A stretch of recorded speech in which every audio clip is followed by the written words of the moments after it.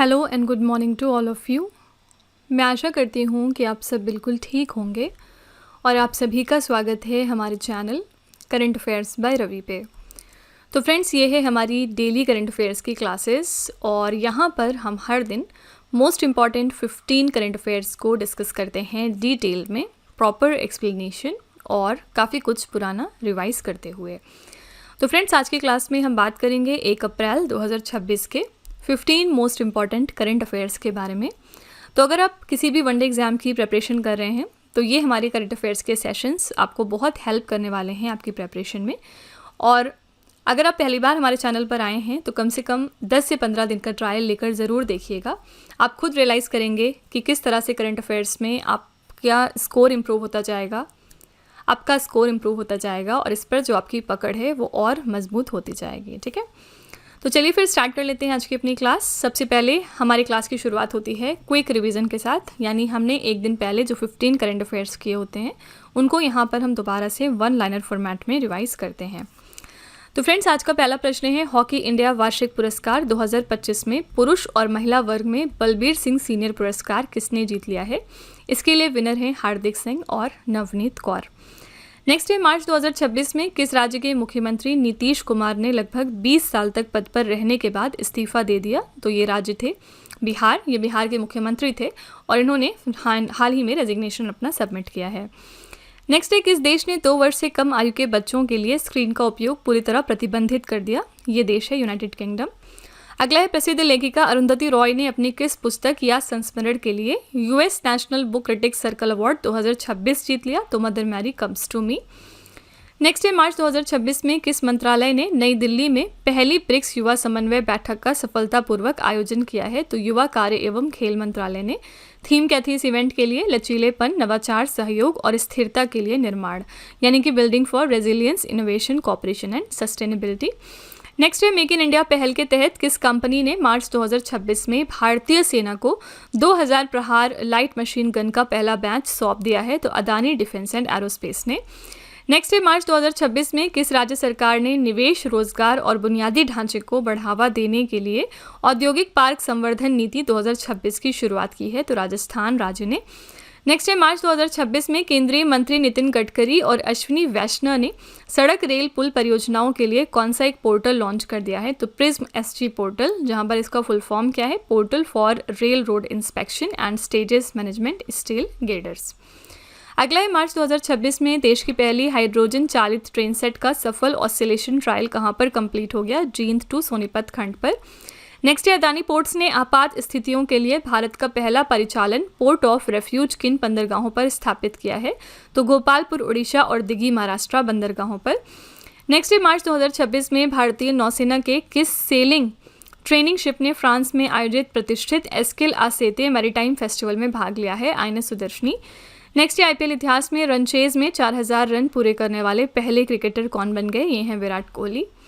अगला अंतर्राष्ट्रीय बौद्ध सम्मेलन में विश्व शांति में योगदान के लिए ग्रैंड पुरस्कार से किसे सम्मानित किया गया? तो जुपल्ली कृष्ण राव को। ये तेलंगाना के पर्यटन और संस्कृति मंत्री हैं। नेक्स्ट है, पेंगुइन इंडिया द्वारा प्रकाशित शहर में गांव culture, conflict and change in urban villages of Delhi नामक पुस्तक को किसने लिखा है? तो डॉक्टर एकता चौहान ने। और आखिरी प्रश्न है, दिल्ली के द्वारका में ओमैक्स स्टेट क्रिकेट स्टेडियम में पिंक स्टैंड का नाम किस भारतीय महिला क्रिकेटर के नाम पर रखा गया है? तो हरमनप्रीत कौर। ठीक है, तो फ्रेंड्स, ये हमारे 15 क्वेश्चंस हैं कल के। अगर आप इनको थोड़ा और अच्छे तरीके से समझना चाहते हैं, हर क्वेश्चन की डिटेलिंग जानना चाहते हैं, तो आप हमारा कल का लेक्चर रेफर कर सकते हैं। तो फ्रेंड्स, वीडियो को यहाँ पर कंटिन्यू करने से पहले बस एक छोटी सी इन्फॉर्मेशन है आपके लिए। 2026 के लिए जो हमारी फरवरी मंथ की करंट अफेयर्स की ई बुक है वो हमने वेबसाइट पर लॉन्च कर दी है। और इसके अलावा अगर आपको पिछले 1 साल की करंट अफेयर्स का ई बुक चाहिए, जिसमें जनवरी से लेके दिसंबर 2025 तक के सारे इंपॉर्टेंट करंट अफेयर्स हों, तो ये वाली ब्रह्मास्त्र पीडीएफ भी मिल जाएगी आपको हमारी वेबसाइट www.ravibooks.pdf.com पर। ये छोटा सा सैम्पल है हमारी फरवरी मंथ की करंट अफेयर्स की ई बुक का। यहाँ पर आप देख सकते हैं कि 500 से ज़्यादा प्रश्न हमने डिस्कस किए हैं। और इसके अलावा हमारे हर क्वेश्चन की खासियत ये है कि यहाँ पर हम highlights, important point, static GK और पिक्चर्स का इस्तेमाल करते हैं ताकि आपको प्रॉपर अंडरस्टैंडिंग हो सके हर क्वेश्चन में। साथ ही ये हमारी ई बुक्स डाउनलोडेबल और प्रिंटेबल भी हैं। ठीक है, तो अगर आप इंटरेस्टेड हैं, अगर आप हमारी इन ई बुक्स को परचेज़ करना चाहते हैं, तो ये वेबसाइट है, आप यहाँ पर जाकर इनको ज़रूर चेकआउट करिएगा। इसके अलावा ये है हमारा मोबाइल एप्लीकेशन जिसका नाम है Ravi study app. Play Store पर जाकर आप इसको अपने फ़ोन में इंस्टॉल कर सकते हैं। इसमें आपको बहुत सारे अलग अलग फीचर्स मिलेंगे। साथ ही यहाँ पर करंट अफेयर्स की पेड वीडियो भी अवेलेबल है, जहाँ पर जाकर आप हमारी एड फ्री वीडियो भी देख सकते हैं। तो इस कॉम्बो डीसीए में हम आपको बहुत सारी चीज़ें देते हैं, जैसे कि फर्स्ट ऑफ ऑल आप बिना ऐड के आप हमारी वीडियो देख सकते हैं। इसके अलावा हम आपको यहाँ पर 15 क्वेश्चंस का टेस्ट देते हैं। 15 क्वेश्चंस की आपको पीडीएफ भी मिल जाएगी एक्स्ट्रा की पॉइंट्स के साथ साथ, और इस कोर्स के लिए हम आपको लाइफ टाइम वैलिडिटी भी प्रोवाइड करते हैं।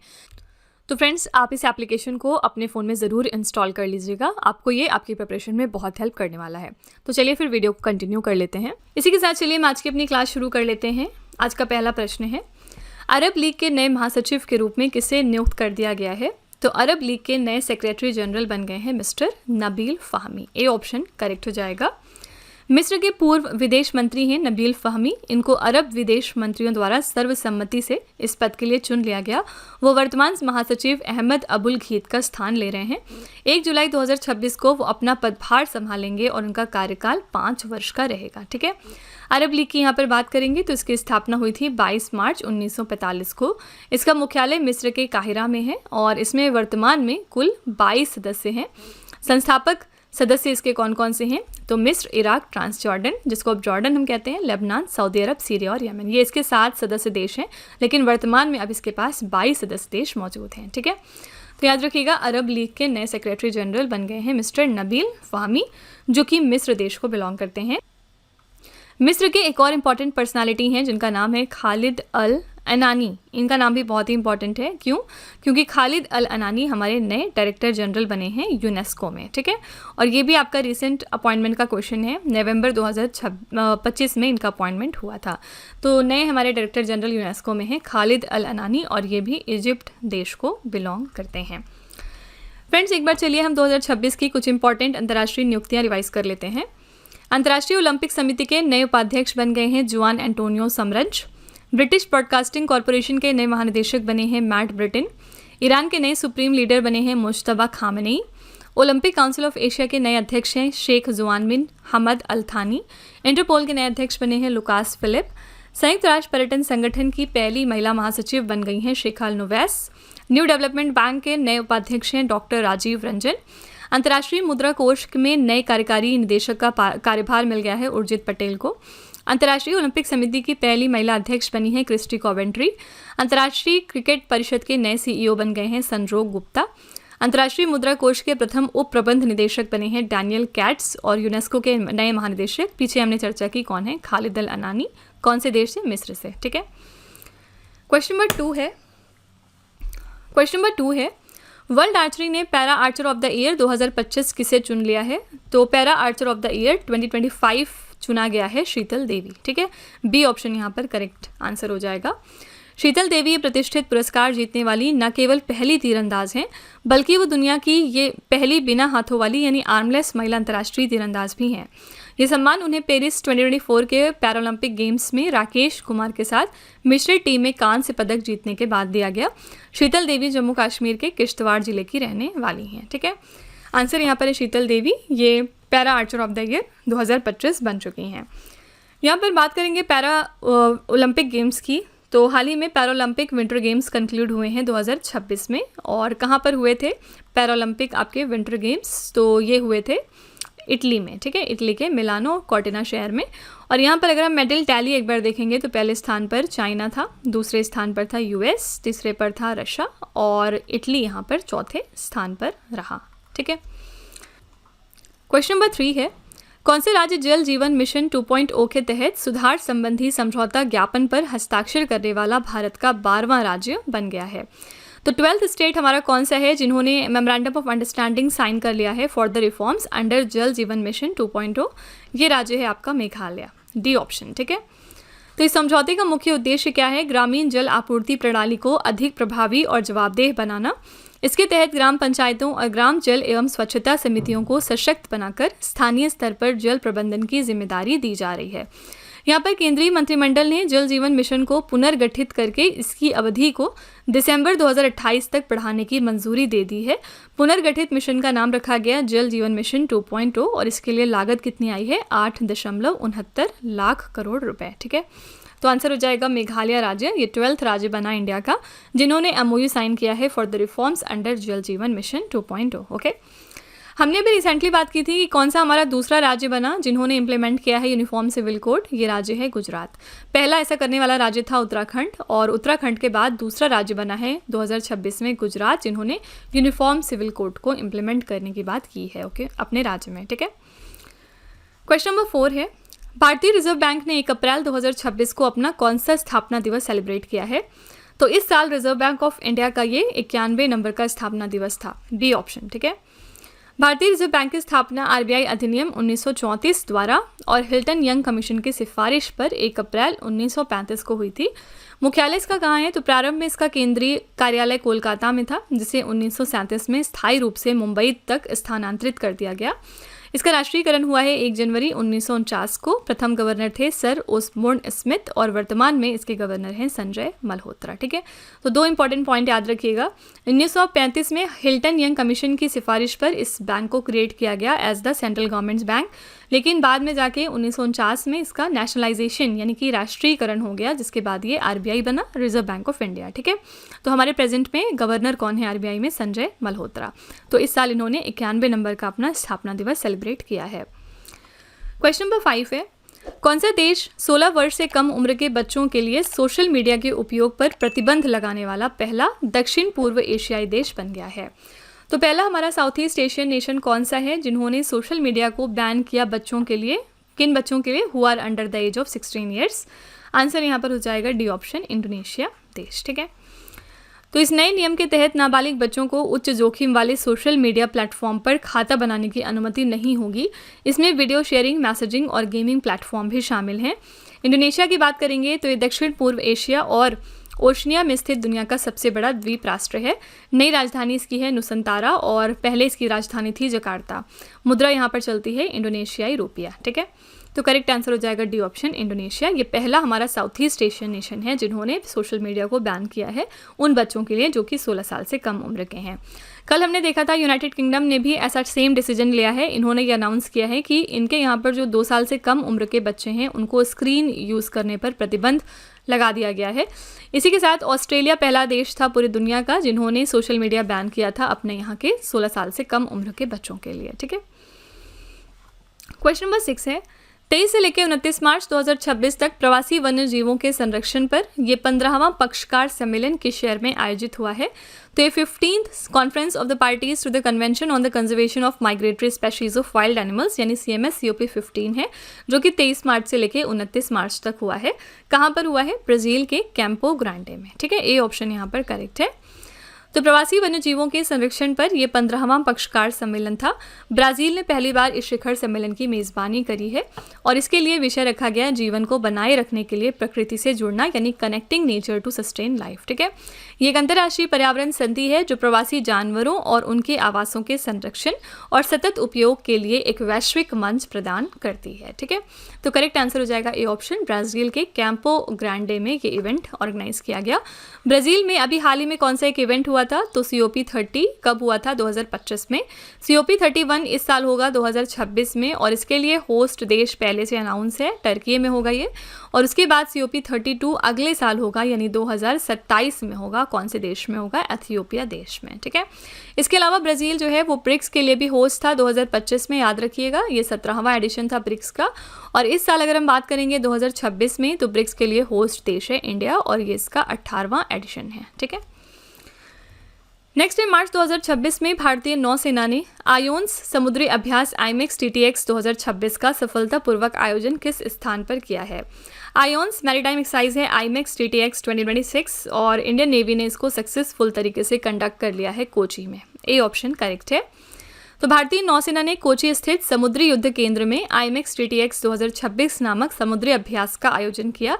इस अभ्यास में Bangladesh, France, Indonesia, Kenya, Maldives, Mauritius, Myanmar, Seychelles, Singapore, Sri Lanka, Tanzania और टिमोर लेस्टे के प्रतिनिधियों ने भाग लिया था। ठीक है, तो आंसर यहाँ पर हो जाएगा ए ऑप्शन, कोची। यहाँ पर हमने टिमोर लेस्टे की बात करी है, तो याद रखिएगा टिमोर लेस्टे ने अभी नवंबर 2025 में रिसेंटली किस इंपॉर्टेंट ऑर्गेनाइजेशन को ज्वाइन कर लिया था, आसियान को। ठीक है, पहले इसमें 10 मेंबर हुआ करते थे, लेकिन टिमोर लेस्टे के ज्वाइन करने के बाद अब इसमें 11 नेशंस हो गए हैं एज अ मेंबर कंट्रीज। याद रखिएगा ये फैक्ट, क्योंकि ये भी आपका रिसेंट करेंट अफेयर्स का पोर्शन है। ठीक है, क्वेश्चन नंबर 8 है, प्रधानमंत्री नरेंद्र मोदी ने किस स्थान पर श्री महावीर जैन आराधना केंद्र में नवनिर्मित सम्राट संप्रति संग्रहालय का उद्घाटन कर दिया है? तो सम्राट संप्रति म्यूजियम का उद्घाटन हो गया है श्री महावीर जैन आराधना केंद्र में। कहाँ पर ये लोकेटेड है? आंसर हो जाएगा गुजरात के गांधीनगर में, बी ऑप्शन। ठीक है, तो प्रधानमंत्री मोदी जी ने 31 मार्च 2026 को महावीर जयंती के अवसर पर गांधीनगर के कोबा तीर्थ में सम्राट संप्रति संग्रहालय का उद्घाटन किया है। सम्राट संप्रति मौर्य राजवंश के एक प्रतापी और जैन धर्म के अनुयायी राजा थे, जिन्हें अक्सर जैन अशोक के रूप में जाना जाता है। वो सम्राट अशोक के पोते थे। ठीक है, तो आंसर यहाँ पर हो जाएगा बी ऑप्शन, गुजरात के गांधीनगर में इस म्यूजियम का अनावरण हुआ है। फाइन। इसी तरह हमने पिछले दिनों देखा था कि जो हमारा राष्ट्रपति निवास है यानी राष्ट्रपति भवन है, यहाँ पर पहले किसकी मूर्ति हुआ करती थी? तो एडविन लुटियंस की, जो ब्रिटिश आर्किटेक्ट हैं, इनकी मूर्ति हुआ करती थी। लेकिन हाल ही में इसको हमने रिप्लेस कर दिया है सी राजगोपालचारी की मूर्ति से। ठीक है, तो याद रखिएगा कि हाल ही में इनकी मूर्ति को अनवील किया गया है राष्ट्रपति भवन में। ठीक है, नेक्स्ट है, विधायकों के विधायी कामकाज और हस्तक्षेपों को ट्रैक करने के लिए भारत का पहला सार्वजनिक डिजिटल डेटाबेस प्लेटफॉर्म MLAtrack.com किस राज्य में लॉन्च कर दिया गया? MLAtrack.com इनिशिएटिव है केरला राज्य का। ये इंडिया का पहला पब्लिक डिजिटल डेटाबेस प्लेटफॉर्म है, जिसके थ्रू जो लेजिस्लेटिव वर्क और इंटरवेंशंस हैं MLAs के, उनको रिकॉर्ड किया जाएगा। तो केरल विधानसभा के सदस्यों की विधायी गतिविधियों की व्यापक जानकारी प्रदान करने के लिए एक नया डिजिटल प्लेटफॉर्म MLAtrack.com लॉन्च कर दिया गया है। आतिएची रिसर्च द्वारा समहा डिजिटल कंजर्वेशन फाउंडेशन के सहयोग से विकसित ये पोर्टल 2021 से 2026 तक की अवधि को कवर करता है और इसका उद्देश्य है विधायी प्रक्रियाओं में पारदर्शिता और जनभागीदारी को बढ़ाना। ठीक है, तो आंसर यहाँ पर हो जाएगा सी ऑप्शन, केरला राज्य। केरला और किन मामलों में फर्स्ट पर आता है? सबसे पहले केरला फर्स्ट राज्य बना था जिन्होंने अपने यहाँ पर 10th क्लास में रोबोटिक्स के एजुकेशन को मैंडेटरी किया था। दूसरी इंपॉर्टेंट बात यह है कि केरला ने अपने बजट में पहली बार एक सीनियर सिटीजन बजट तैयार किया, जिसमें इन्होंने जो भी इनके यहाँ पर वृद्ध जन हैं उनके वेलफेयर के बारे में बात की थी कि उनके लिए एक सेपरेट बजट तैयार करने वाला इसी के साथ ये पहला राज्य बना था। ठीक है, और भी बहुत सारे मामलों में केरला फर्स्ट पर आता है, टाइम टू टाइम इनको रिवाइज करते रहा करिए। क्वेश्चन नंबर 10 है, मार्च 2026 में एक दशक के बाद किस स्थान पर जंप स्टार्ट तकनीक का उपयोग करके लुप्त प्राय ग्रेट इंडियन बस्टर्ड के एक स्वस्थ चूजे का जन्म हुआ है? तो फाइनली 10 साल के बाद एक हेल्दी चिक of the endangered great Indian bustard का जन्म हुआ है जंप स्टार्ट टेक्नोलॉजी का यूज़ करते हुए गुजरात के कच्छ में। सी ऑप्शन करेक्ट हो जाएगा। जंप स्टार्ट तकनीक में कृत्रिम गर्भाधान और इन विट्रो जैसी पद्धतियों का उपयोग किया जाता है ताकि अत्यंत कम संख्या वाले जीवों का प्रजनन कराया जा सके। ग्रेट इंडियन बस्टर्ड राजस्थान का राज्य पक्षी है और IUCN की रेड लिस्ट में ये किस कैटेगरी में आता है? क्रिटिकली इंडेंजर्ड की कैटेगरी में। ठीक है, तो आंसर यहाँ पर हो जाएगा सी ऑप्शन, गुजरात के कच्छ में। नेक्स्ट है, अमेरिकी मेजर लीग क्रिकेट में शामिल होने वाले पहले भारतीय अंतर्राष्ट्रीय खिलाड़ी कौन बन गए हैं? तो अमेरिकन मेजर लीग क्रिकेट को ज्वाइन करने वाले पहले इंडियन इंटरनेशनल प्लेयर बने हैं Ravichandran Ashwin. C option correct हो जाएगा। भारत के दिग्गज ऑफ स्पिनर हैं रविचंद्रन अश्विन। अमेरिकी मेजर लीग क्रिकेट में शामिल होने वाले ये पहले भारतीय अंतर्राष्ट्रीय खिलाड़ी बन चुके हैं। उन्होंने सैन फ्रांसिस्को यूनिकॉर्न्स के साथ 2026 के सीजन के लिए करार किया है। ठीक है, तो आंसर हो जाएगा सी ऑप्शन, रविचंद्रन अश्विन। ये फर्स्ट इंटरनेशनल प्लेयर बने to join the American Major League Cricket. Next, Amrit Bharat station Yojana के तहत पूरे भारत में कुल कितने रेलवे स्टेशनों के कायाकल्प और आधुनिकीकरण का लक्ष्य रखा गया है? तो अमृत भारत स्टेशन स्कीम के तहत टोटल यहाँ पर 1338 रेलवे स्टेशंस का टारगेट रखा गया है फॉर रिजुवनेशन एंड मॉडर्नाइजेशन। तो अमृत भारत स्टेशन योजना के तहत भारतीय रेलवे देश भर के 1338 रेलवे स्टेशनों का पुनर्विकास यानी कायाकल्प कर रही है, जिसमें दिल्ली के 13 प्रमुख रेलवे स्टेशन शामिल हैं। इसका उद्देश्य है स्टेशनों को आधुनिक सुविधाओं से युक्त और यात्रियों के लिए आरामदायक बनाना। अमृत भारत स्टेशन योजना की शुरुआत हुई थी 2022 और 23 में। ठीक है, तो आंसर यहाँ पर हो जाएगा सी ऑप्शन। 1338 रेलवे स्टेशन का यहाँ पर रिजुवनेशन होगा और उनका मॉडर्नाइजेशन किया जाएगा। नेक्स्ट है मार्च 2026 में विदेश मंत्री डॉक्टर एस जयशंकर ने किस देश में आयोजित G7 विदेश मंत्रियों की बैठक में भाग लिया है। कई बार हम ये क्वेश्चन कर चुके हैं कि G7 के लिए 2026 में कौन सा देश होस्ट है, तो ये देश है फ्रांस। और यहाँ पर हमारे external affairs minister doctor S Jaishankar गए थे पार्टिसिपेट करने। तो विदेश मंत्री डॉक्टर एस जयशंकर ने 26 और 27 मार्च 2026 को फ्रांस के अब्बे डेस वॉक्स डे सेरने में आयोजित G7 विदेश मंत्रियों की बैठक में भाग लिया। ये बैठक फ्रांस के यूरोप और विदेश मामलों के मंत्री जीन नोएल बैरोट के निमंत्रण पर आयोजित की गई थी। ठीक है, तो याद रखिएगा सी ऑप्शन करेक्ट है यहाँ पर फ्रांस। और G7 के लिए 2026 में होस्ट देश है फ्रांस। लास्ट ईयर बात करेंगे 2025 में, तो G7 के लिए होस्ट था कनाडा। और इसके अलावा 2026 को डिक्लेयर किया गया है India France year of innovation. ठीक है, तो ये फैक्ट भी याद में रखिएगा। ओके, नेक्स्ट है स्पेनिश पैरा बैडमिंटन इंटरनेशनल 2026 में भारत के किस पैरालंपिक खिलाड़ी ने 1 स्वर्ण और 2 रजत पदक जीते हैं। कौन से इंडियन पैरालंपिक एथलीट हैं जिन्होंने 1 गोल्ड मेडल और 2 सिल्वर मेडल जीता है स्पेनिश पैरा बैडमिंटन इंटरनेशनल 2026 में। आंसर हो जाएगा डी ऑप्शन यहाँ पर प्रमोद भगत। तो भारत के पैरालंपिक चैंपियन प्रमोद भगत ने टोलेडो में आयोजित स्पेनिश पैरा बैडमिंटन इंटरनेशनल 2026 के 11-1 में 1 स्वर्ण और 2 रजत पदक जीत लिए हैं। स्वर्ण पदक इन्होंने मिक्स डबल्स SL3 SU5 वर्ग में मनीषा रामदास के साथ जीता है। रजत पदक जीता इन्होंने पुरुष एकल SL3 वर्ग में और दूसरा रजत पदक पुरुष युगल SL3 SU5 स्पर्धा में सुकांत कदम के साथ। ठीक है, तो यहाँ पर करेक्ट आंसर हो जाएगा डी ऑप्शन प्रमोद भगत। इन्होंने यहाँ पर 1 गोल्ड और 2 सिल्वर मेडल्स जीते हैं स्पेनिश पैरा बैडमिंटन इंटरनेशनल 2026 में। इसी के साथ आज का आखिरी प्रश्न है, भारतीय वायुसेना अपने MiG-29 लड़ाकू विमानों को R-73 मिसाइलों के स्थान पर किस नई मिसाइल प्रणाली से लैस करेगी। इंडियन एयरफोर्स इक्विप करेगी अपने MiG-29 फाइटर जेट्स को विथ अस्त्राम मिसाइल सिस्टम और इसी के साथ ही रिप्लेस करेंगे अपने R-73 मिसाइल्स को। अस्त्राम का फुल फॉर्म क्या है, advance short range air to air missile, और ये एक यूरोपीय डिज़ाइन वाली short range air to air missile है जिसे यूरोपीय रक्षा कंपनी MBDA ने बनाया है। इसकी रेंज 25 किलोमीटर से ज़्यादा है जो सोवियत युग की R-73 मिसाइल की रेंज से दोगुनी से भी ज़्यादा है। ठीक है, करेक्ट आंसर यहाँ पर हो जाएगा B option ASRAAM. Full form याद रखिएगा advance short range air to air missile. BrahMos भी यहाँ पर ऑप्शन में है, याद रखिएगा ये कौन से 2 कंट्रीज़ का कोलैबोरेशन है, इंडिया और रशिया का। और यहाँ पर ये किस तरह की मिसाइल है, तो ये एक क्रूज़ मिसाइल है। ऑप्शन में कई बार एग्जाम में पूछ लेते हैं कि क्या ये हाइपरसोनिक मिसाइल है या फिर बैलिस्टिक मिसाइल है, कैसी मिसाइल है, तो ब्रह्मोस आपकी एक तरह की क्रूज़ मिसाइल है। ठीक है, तो फ्रेंड्स ये थे आज के हमारे टॉप 15 करंट अफेयर्स। यहीं पर आज हम अपना सेशन कंक्लूड करते हैं। आपको आज का सेशन कैसा लगा अपना फीडबैक कमेंट में ज़रूर लिखिएगा। इसके अलावा अगर आप कोई भी इसमें चेंजेस चाहते हैं, कोई भी आपका सजेशन है, कुछ इंप्रूवमेंट चाहते हैं, तो आप कमेंट में लिख सकते हैं। ठीक है, लास्ट में हम आपके लिए 3 क्वेश्चन का एक छोटा सा टेस्ट रखते हैं ताकि आप खुद को एनालाइज कर सकें। आज का पहला प्रश्न है आपके लिए, वर्ल्ड आर्चरी ने para Archer of the year 2025 किसे चुना है।